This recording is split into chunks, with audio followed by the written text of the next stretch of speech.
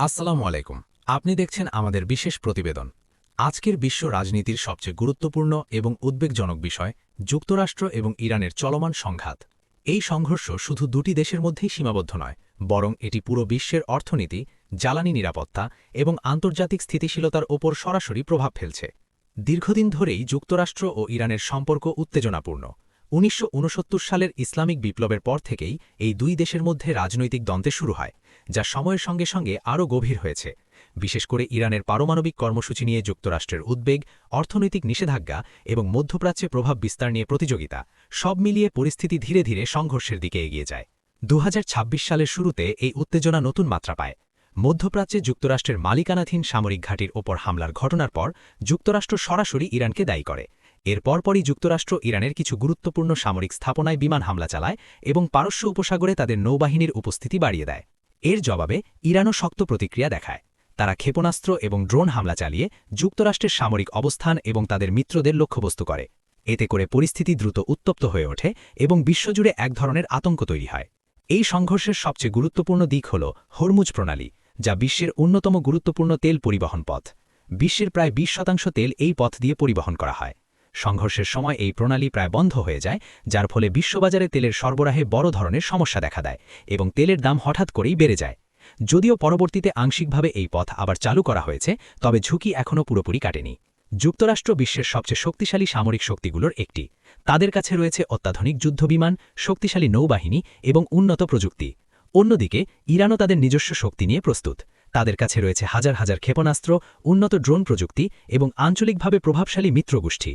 বিশেষজ্ঞরা মনে করেন, সরাসরি যুদ্ধ হলে যুক্তরাষ্ট্র প্রযুক্তিগতভাবে এগিয়ে থাকলেও ইরান তাদের কৌশলগত অবস্থান এবং বিকল্প যুদ্ধ পদ্ধতির মাধ্যমে বড় ধরনের ক্ষতি করতে সক্ষম।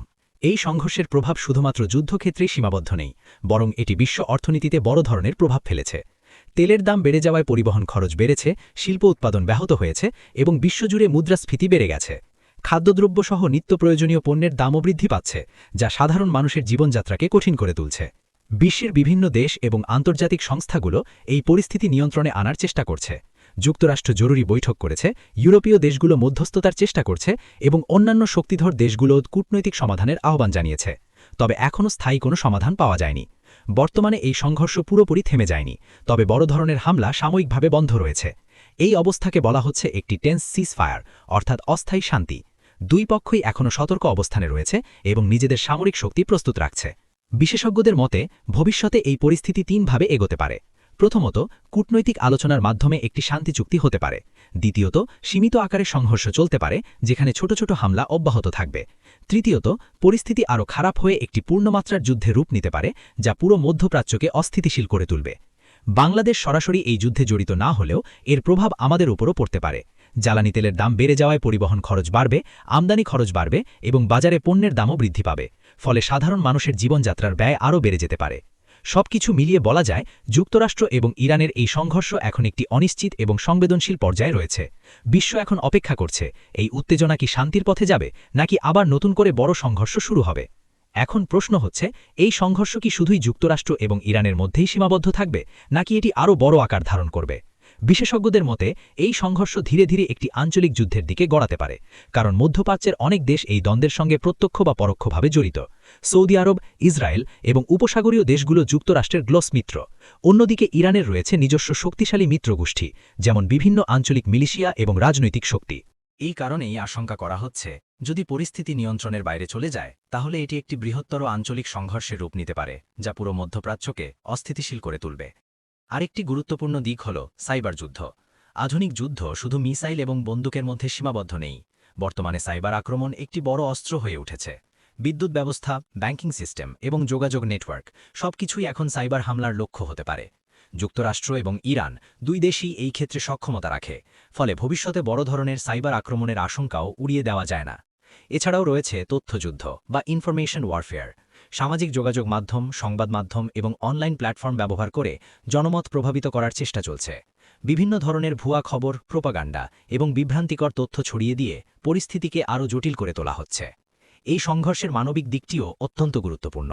যুদ্ধের ফলে সাধারণ মানুষ সবচেয়ে বেশি ক্ষতিগ্রস্ত হয়। মধ্যপ্রাচ্যের বিভিন্ন এলাকায় নিরাপত্তাহীনতা বাড়ছে। মানুষ তাদের বাড়িঘর ছেড়ে নিরাপদ স্থানে চলে যেতে বাধ্য হচ্ছে।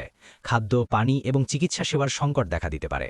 আন্তর্জাতিক মানবাধিকার সংস্থাগুলো ইতোমধ্যে সতর্ক করেছে, যদি এই সংঘর্ষ দীর্ঘস্থায়ী হয় তাহলে এটি একটি বড় মানবিক সংকটে পরিণত হতে পারে।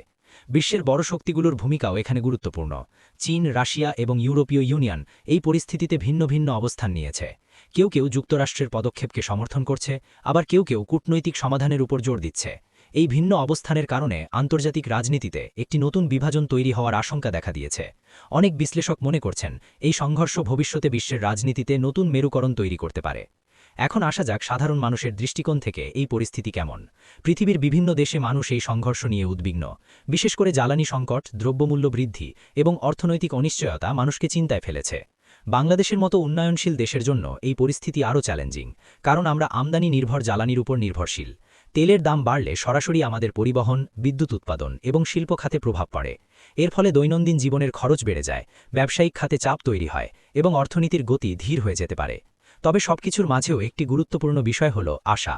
আন্তর্জাতিক কূটনৈতিক প্রচেষ্টা এখনও চলছে। বিভিন্ন দেশ এবং সংস্থা এই সংঘর্ষ থামাতে কাজ করে যাচ্ছে।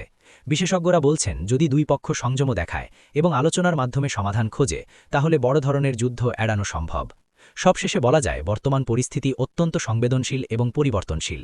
প্রতিদিন নতুন নতুন ঘটনা ঘটছে, যা পুরো চিত্রকে বদলে দিতে পারে। তাই এই পরিস্থিতি নিয়ে সচেতন থাকা এবং নির্ভরযোগ্য সূত্র থেকে তথ্য জানা অত্যন্ত গুরুত্বপূর্ণ। বিশ্ব এখন এক অনিশ্চিত সময় পার করছে।